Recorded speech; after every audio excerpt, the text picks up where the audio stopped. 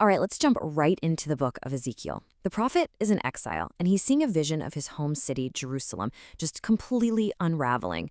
But right here in chapter 11, we get this incredible pivot, a move from absolutely terrifying judgment to one of the most beautiful promises in the entire Old Testament.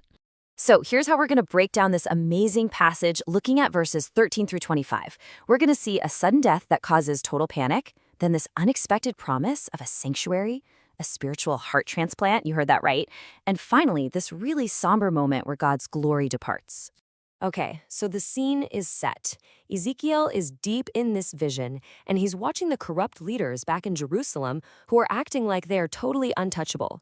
God tells him, prophesy against them, and what happens next is, well, it's immediate, and it is shocking.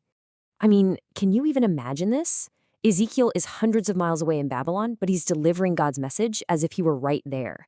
And in verse 13, as he's calling out the wicked counsel of these leaders, bam, one of them, a man named Pelatiah, just drops dead. This isn't some future prediction. This is a real-time, live demonstration that God's word is powerful and absolutely real. The judgment has officially begun. You know, this moment just completely breaks Ezekiel. He falls on his face and he cries out this desperate, terrified question. He's thinking, is this it? Is this not just about the leaders? Are you about to wipe out every last survivor of Israel? It is a moment of pure despair. This is the breaking point. And right here, at what seems like the absolute lowest point, the whole story takes a turn you would never expect. In response to Ezekiel's cry of total fear, God delivers a message of hope that is just so beautiful and frankly counterintuitive. So in verses 14 and 15, God basically tells Ezekiel, okay, now turn your attention to your own people, the exiles. And what's so fascinating is the attitude of the people still back in Jerusalem.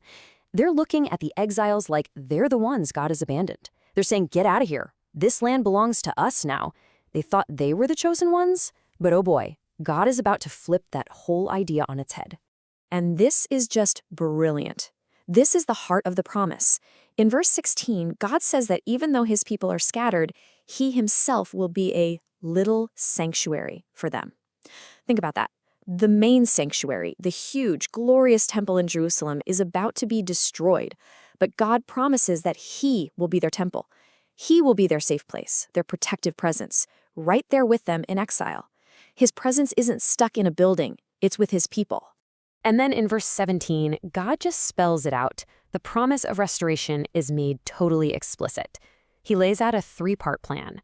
I will gather you, I will assemble you from all the places you've been scattered, and I will give you back the land of Israel.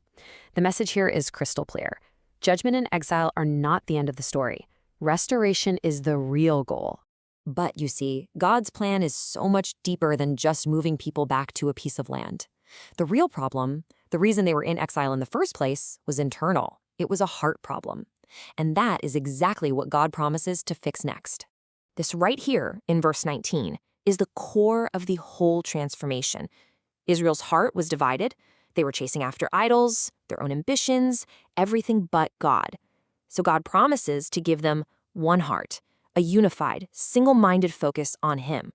And he'll put a new spirit in them. This isn't just about trying to behave better. This is a complete spiritual remake from the inside out. So what does that actually look like? Well, verse 19 gives us this powerful metaphor. He says, he will take out their stony heart and give them a heart of flesh.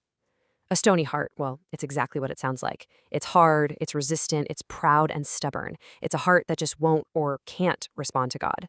But a heart of flesh, that's alive. It's soft, responsive, humble, and willing. It has a built-in desire to actually follow God's ways. So what's the point of this spiritual heart surgery? Verse 20 lays it out perfectly. It's so that they can actually walk in God's ways. Obedience won't be this constant struggle anymore. It'll be the natural result of who they've become. And that is how the relationship is truly restored, so that God can finally say, they shall be my people, and I will be their God. Now, the vision wraps up with one of the most sobering and prophetically massive moments in the entire Old Testament, the physical departure of God's visible glory from the city of Jerusalem. In verses 22 and 23, the cherubim, these angelic beings, lift their wings, and the brilliant presence of God, the glory of the Lord, it literally rises up from the middle of the city. It's such a heartbreaking image. God is withdrawing his special presence from the temple because of their constant sin. And the glory doesn't just disappear. It visibly moves east and stops resting on the Mount of Olives. Now, this is where it gets really amazing. This one location, the Mount of Olives, becomes this huge prophetic bookend in the Bible. You see, the very same mountain where God's glory departs in Ezekiel is the exact same mountain where the glory of God in the person of Jesus Christ ascends into heaven centuries later. And prophecies, like in Zechariah 14, say this is the very mountain he will return to one day. The departure in Ezekiel was never the final act. And just like that, verses 24 and 25 tell us, the vision is over. The Spirit brings Ezekiel right back to where he started, among the exiles in Babylon. Physically, he never even left his house.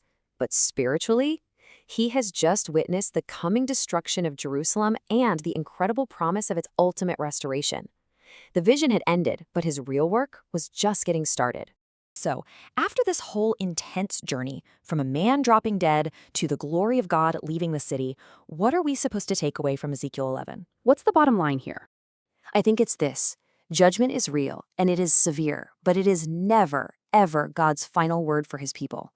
His ultimate plan isn't to destroy, but to remake. He's willing to let the whole broken, rebellious system fall apart so that he can build something new from the inside out, starting not with a temple made of stone, but with a human heart made of flesh. The vision ended, but Ezekiel's task had just begun. He now had the overwhelming job of telling a group of displaced, heartbroken people everything that the Lord had just shown him. And that really leaves us with something to think about, doesn't it? What does it mean to hold on to a promise of total restoration when everything you see around you just looks like judgment?